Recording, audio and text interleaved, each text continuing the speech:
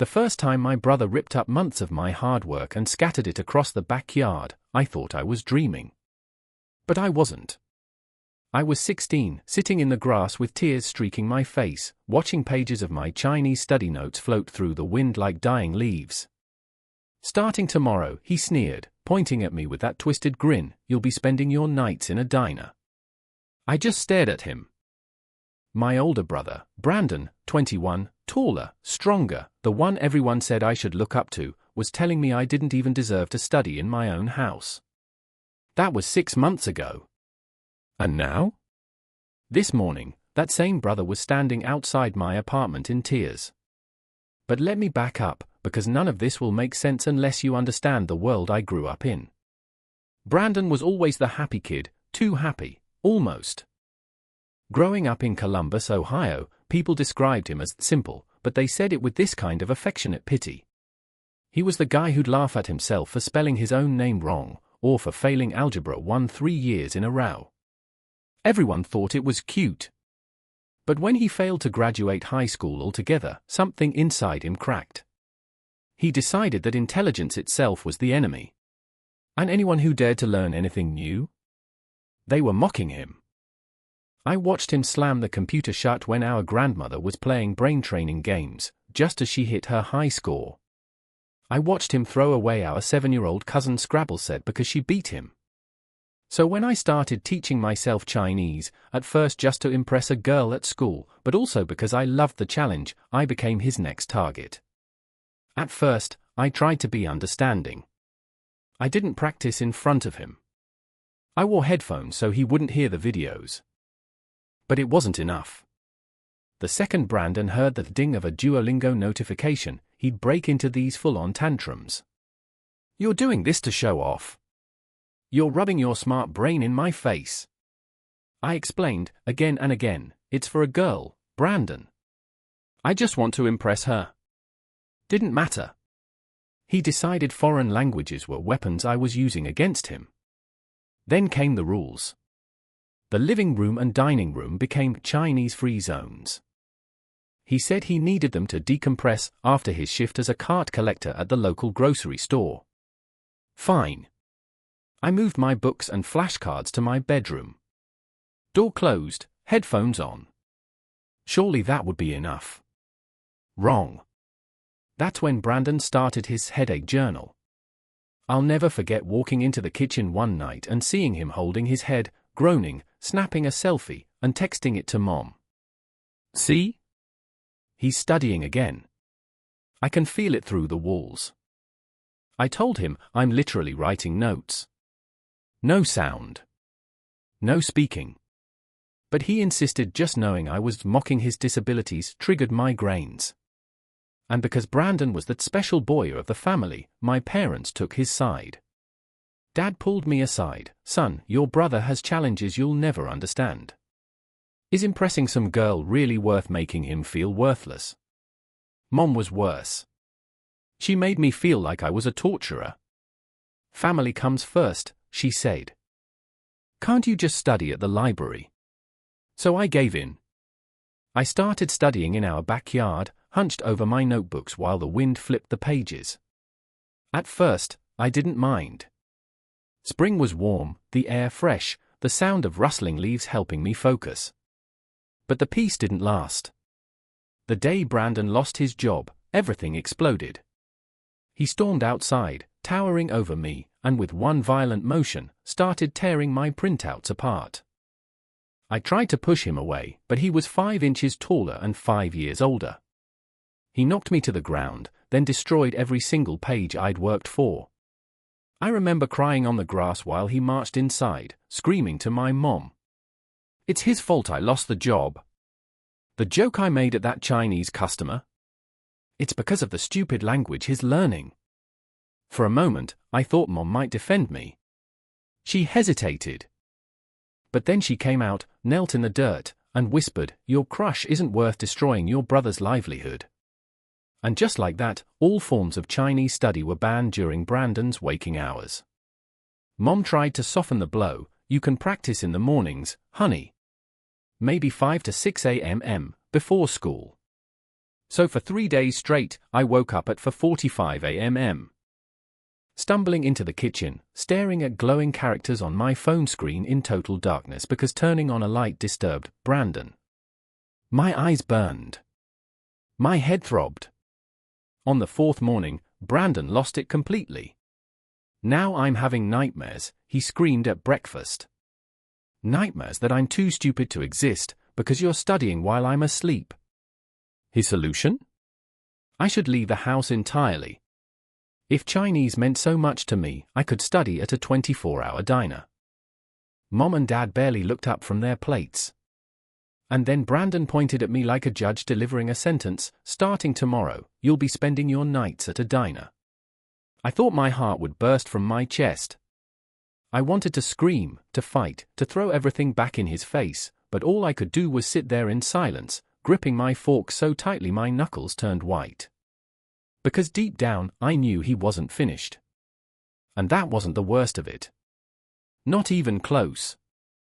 Shut up. I'm not going. The words left my mouth before I even realized I was speaking. My voice cracked, but it was louder than I'd ever dared to be with Brandon. For a second, the entire kitchen froze. He blinked at me like I'd just grown a second head. What did you just say? I said shut up. My hands were trembling on the table, but I forced myself to keep going. I'm not going to some diner because you can't handle me learning a language. Brandon's face twisted in shock, then in rage. You think this is about me? You're doing it on purpose. You've been rubbing it in my face since the day you started. Admit it. No. My voice was shaking, but I raised it anyway. You don't even know why I'm doing this, Brandon. Do you? He scoffed. Yeah. For that stupid crush of yours.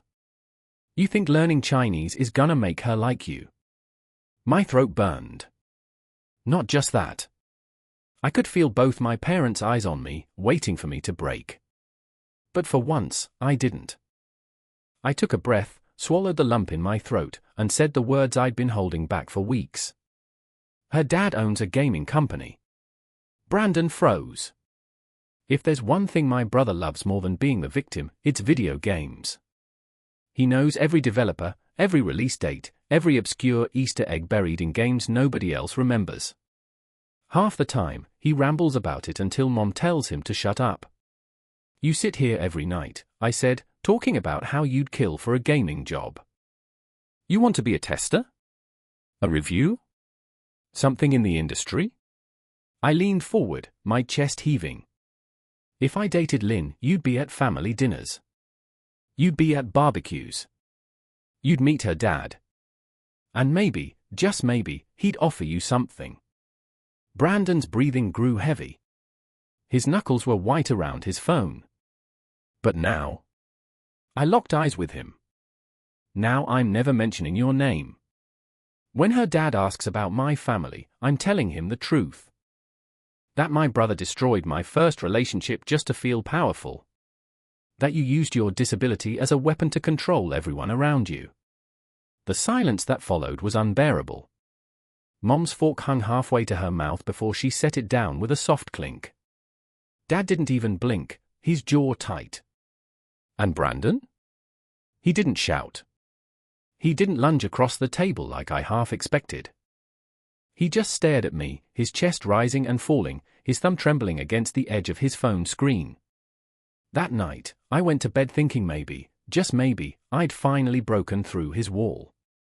The next morning, I opened my bedroom door and nearly tripped over him.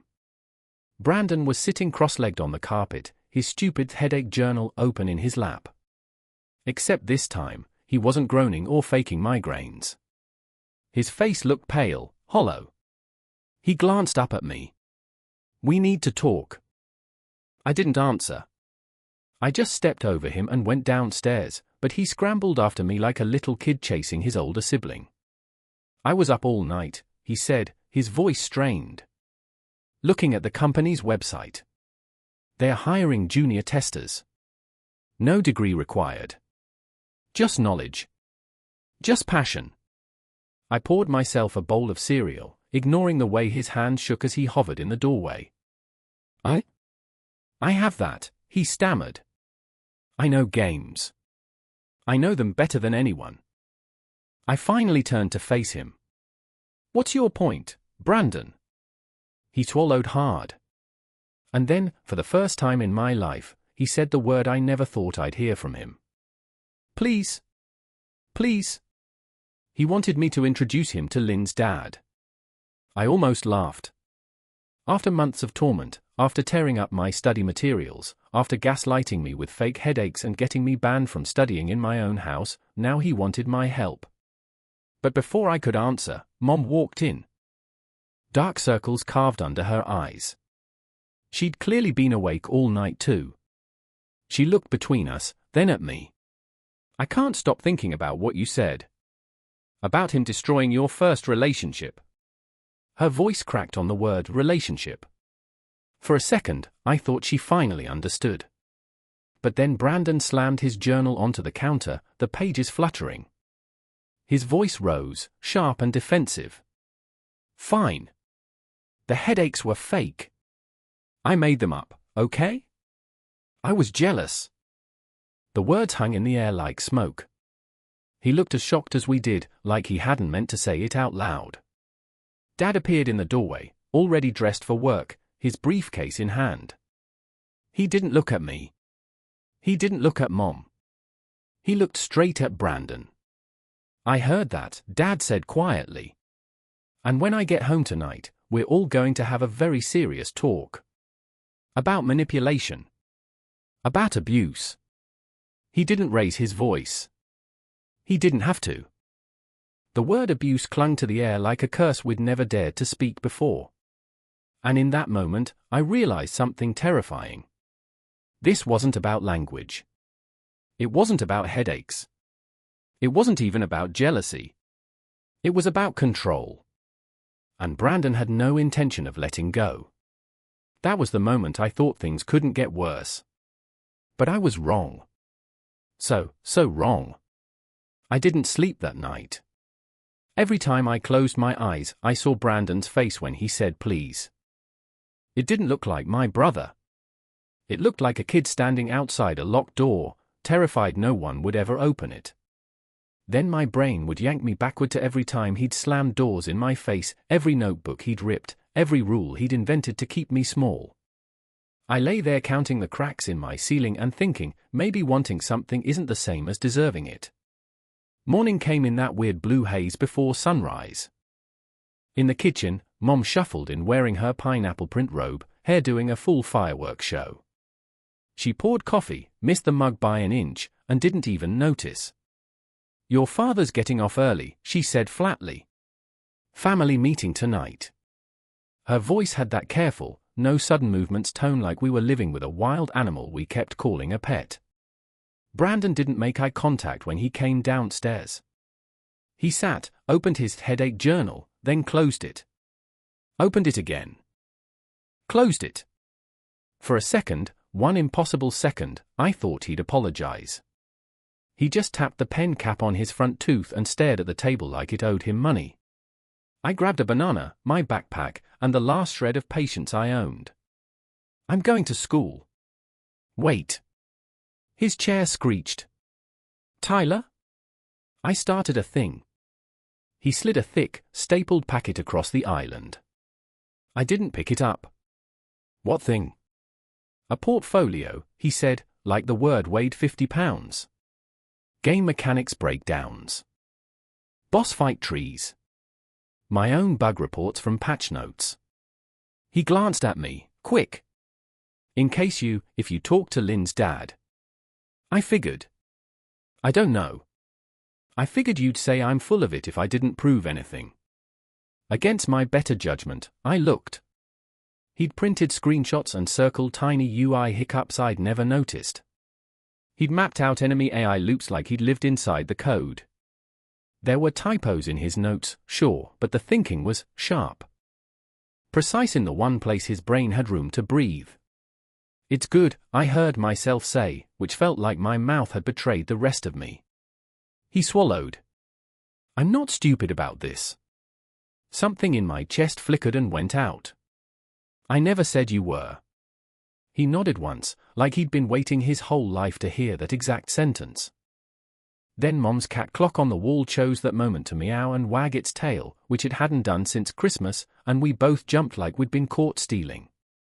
The second hand stuttered and kept time again. Awkward. Surreal. Various. At school, I tried to focus on anything that wasn't my family imploding. No luck. When I hit my locker, Lynn was already there, hugging a battered workbook to her chest, hair tucked into a messy bun that looked like it had its own major. "How," she said, smiling in a way that made me forget English. "Practice at lunch still on?" "Yeah," I croaked. "For sure." She leaned conspiratorially. "My dad's looking for testers." I told him I know someone who breathes games. Someone nice. Her eye searched my face. "Is that okay?" My heart did a dangerous thing. "Maybe. I mean, yeah. I know someone." I didn't say his name. Not yet. Saying it felt like opening a door I couldn't close again. We sat under the maple behind the cafeteria and drilled tones over peanut butter sandwiches. I messed up Chin and Qn 3 times, and she laughed this soft laugh that didn't make me feel like a failure. In the middle of a sentence, she paused. "You look like you haven't slept." "My brother," I said, and that was somehow an entire paragraph. "Right." She nodded, thoughtful. "Sometimes people think your growth means they're shrinking." That sentence felt like it belonged in a museum. The day dragged its feet, then sprinted. By the time I biked home, Dad's car was already in the driveway, driver's door hanging open like he'd barreled inside before the engine stopped. The living room, the former Chinese-free zone, was set up like a courtroom. Dad forward on the edge of the couch. Mom perched armrest level, wringing a dish towel. Brandon on the opposite cushion, shoulders up around his ears. Dad didn't waste time. "Brandon, I heard you this morning. You admitted faking symptoms." He said it like a fact in a police report. That is manipulation. That is abuse. We all flinched on that last word. Our family had never said it out loud, even when it was true. Brandon's face went red. "I'm the one with a disability. And that doesn't give you the right to control this house," Dad snapped, loud enough to make the cat clock meow again. He took a breath and lowered his voice. "You are my son. Both of you are. I failed both of you by letting this go on." Mom stared at the carpet. "I made him study at 5 a.m. with the lights off," she whispered, as if confessing to a crime. "Because I didn't know what else to do." I stood there with my backpack still on, feeling like a witness to my own life. A part of me wanted to screen the entire ledger of everything Brandon had stolen from me. Another part wanted to hand him that portfolio and say, "Fine, prove you're more than your worst choices." Both parts hated each other. "Here's what's going to happen," Dad said, voice steady. "No more bands. No more journals. Tyler studies when and where he wants. Brandon, you apologize, to him, and to your mother, for the lies. And you start making amends." Brandon's jaw worked. "Amends how?" Dad pointed at the portfolio on the coffee table like it was evidence. "By showing you can be an adult when something matters. If Tyler chooses to help you, that's his decision. You don't get to demand it." The room hummed with a kind of new electricity, unfamiliar, risky. I thought about a memory I hadn't let myself touch in years. I was 11. Columbus Elementary spelling bee. Brandon had come because Mom said family supports family, and because the winner got a $25 gift card he could spend on in-game currency. I made it to the final round. The word was luminous. I knew it cold. I opened my mouth to spell it and Brandon coughed, loud, weird, a fake dying sound. I looked over, he was grinning. I dropped the second U. The auditorium groaned. Afterward he punched my arm and said, "Lighten up, genius." On the car ride home, Mom bought him a milkshake for sitting so patiently, and I stared out the window feeling like an extra in a movie about my own family. Now, in our living room, I realized I'd been spelling around his cough my whole life. "I'll apologize," Brandon muttered, eyes on the portfolio. "I'll stop the stuff." He glanced at me quickly, like touching a hot stove. "Tyler, if you ever talk to Lynn's dad, can I come?" Not to beg. To listen. My mouth went dry. Every path forward was a cliff. Help him and maybe he changes, or maybe he weaponizes the favor forever. Don't help him, and he rewrites this moment as proof I'm the villain he always needed me to be. "I'm not promising anything," I said. "You don't get to cash my life like a check." He nodded, cheeks blotchy. "I know." Then, because the universe loves sitcom timing, our doorbell rang 3 times fast. All of us flinched. Dad stood. "I didn't invite anyone." Mom peeked through the window and went pale. "It's Mr. Caldwell. From the grocery. Brandon's former manager." Brandon's shoulders snapped up.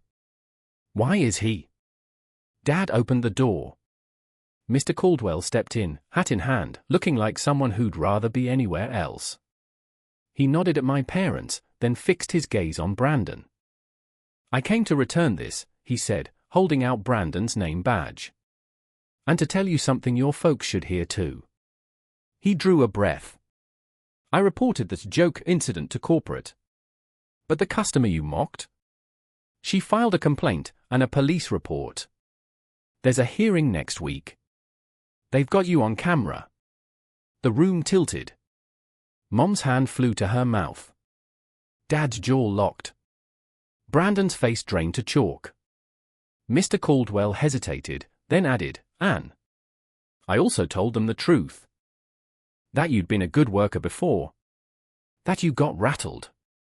It won't erase the damage, but I thought you should know." He set the badge on the entry table and left without another word. No one moved. Somewhere in the kitchen, the fridge hummed like it was trying to fill the silence and failing. Brandon finally spoke, voice tiny. "I didn't think." "That's the problem," Dad said quietly. "You don't think until after." Brandon folded in on himself. And for one dangerous second, I pictured him at some courthouse, saying the wrong thing to the wrong person and detonating whatever life he had left. The image hit me harder than I wanted it to. "Lynn's dad is hosting a barbecue this weekend," I heard myself say, like someone else was driving my mouth. "Sometimes his team comes by. If, and only if, you keep it together this week, I might ask if you can come. It's not a promise. It's a door you could earn." Brandon stared at me like I'd handed him oxygen. Dad watched both of us, unreadable. Mom started crying into the dish towel she still hadn't put down. The cat clock meowed for the 3rd time like it was rooting for chaos. I told myself I was doing the mature thing. The right thing. The thing that maybe got us all out of this alive. What I didn't know, what none of us knew, was that opening that door would let something else in. And that wasn't the worst of it. Not even close. The morning of the barbecue, Brandon tried on 6 different shirts. Our mom ironed his favorite one, a black tee with a retro game controller on the front, while he paced the hallway, muttering conversation starters under his breath. Ask about level design, ask about difficulty curves. His hands shook so badly, she had to button his cuffs for him. Watching him like that, terrified, but desperate, made my stomach twist. This was the same brother who had once stood over me in the backyard tearing my Chinese notes into confetti. The same one who screamed that I didn't deserve to study at home. Now he couldn't even buckle his seatbelt without fumbling.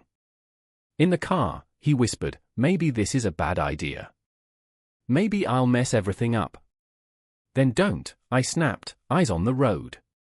"Don't mess it up." He nodded so hard his hair flopped into his face. Lynn's house looked like something out of a commercial, perfect lawn, spotless driveway, a grill smoking in the backyard.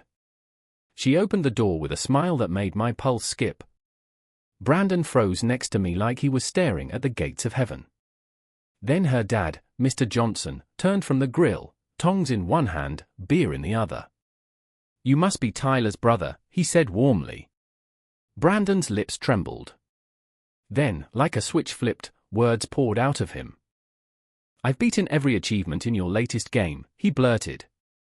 "I even found an exploit on the final boss that only 2% of players reported. Did you know if you roll at the exact?" Mr. Johnson's face lit up. He set down the tongs. "Wait, tell me that again." And just like that, Brandon was alive. For an hour, they stood by the grill dissecting mechanics, frame rates, retention stats, stuff I didn't even understand. 2 other employees wandered over, and before long Brandon had a full audience, gesturing with his hands, passion spilling out of him like soda shaken too long. Lynn tugged my arm toward the food table. "He's good," she whispered, almost impressed. I watched my brother, the same guy who once faked migraines to ban me from turning on a light before sunrise, now holding court with industry professionals like he belonged there. And for the first time in years, I didn't recognize him. When we got home that night, Brandon was glowing. He paced the living room, retelling every word, mimicking Mr. Johnson's laugh, replaying the way one employee clapped him on the back. Mom cried when he said Mr. Johnson wanted to see his portfolio. Dad poured himself a rare whiskey and toasted him. But me? I sat on the couch, silent, watching it all unfold like a movie I wasn't sure I wanted to be in. Because here's the thing, I wasn't ready to forgive him. Not after months of torment, not after he'd destroyed my materials and my sleep and my chance at peace. But now everyone was acting like he'd won redemption in one afternoon. And I hated that I could see the cracks of pride in myself too. 2 mornings later, Brandon burst into my room without knocking. He waved his phone in my face, practically shouting. He emailed me. Mr. Johnson emailed me. I get to take a real test, a knowledge test, and if I pass, it could mean an internship. His excitement was manic, trembling, almost childlike. But when he saw my face, his grin faltered. "This is because of you," he said softly. "Because of Lynn. Because of," he trailed off. Then he sank onto the edge of my bed, shoulders slumped. "I was jealous of everything. Not just Chinese. Everything about you. And I made you pay for it." For the first time in forever, Brandon's voice cracked on the word sorry. He looked down at his phone. "How do I make it right?" I didn't have an answer. That week, our house turned upside down. Brandon didn't demand silence. He didn't slam doors. He wore headphones and studied game mechanics at the kitchen table. He even wrote practice emails, asking me to check his spelling, his tone. It was eerie. Like living with a stranger who looked like my brother but had been body-snatched by responsibility. Dad pulled me aside one evening. "It's like having a different son," he admitted. "I should have stepped in years ago. I let this get out of hand." His voice broke. "I'm sorry. I didn't know what to say." The word sorry didn't feel big enough for the years I'd spent as collateral damage. 3 days before the test, Brandon paced the house like a prisoner waiting for a verdict. He asked me question after question, hands sweating, lips trembling. The morning of the test, he threw up twice before breakfast. Mom rubbed his back, whispering, "You've got this." He turned to me with wide, terrified eyes. "What if I fail? What if I'm too stupid even for this?" And for reasons I still don't fully understand, I told him the truth. "You're not stupid about games. Mr. Johnson already knows that. Just trust what you know." He nodded, swallowing hard. Then he left, looking like he might collapse under the weight of his own fear. The next 2 weeks were agony. Brandon checked his email every 10 minutes, muttering prayers under his breath. He didn't lash out. He didn't blame anyone. He just waited. And then, one night at dinner, his phone buzzed. He grabbed it so fast his water glass tipped over, soaking the table. His hand shook as he tried to open the email. "Mom," he choked, shoving the phone at her. "You read it." She squinted at the screen. Her hand flew to her mouth. Tears welled in her eyes. "They're offering you a position," she whispered. Brandon's chair screeched back. His body convulsed with sobs, big, heaving ones, like he was 8 years old again. "I got it," he cried. "They actually want me. For my brain. For once in my life, they want me." Mom collapsed into him, sobbing. Dad hugged him for the first time in years. Even I felt something shift in my chest, a heavy stone lifting, replaced by something warmer, something dangerous. Hope. We stayed up until midnight, drinking sparkling cider while Brandon read the email out loud over and over, tracing the salary line with his finger like it might disappear if he blinked. When I finally went upstairs, I lay in bed staring at the ceiling again. Only this time, the cracks looked different. Because for the first time in my life, I realized Brandon wasn't just my enemy. He was also my brother.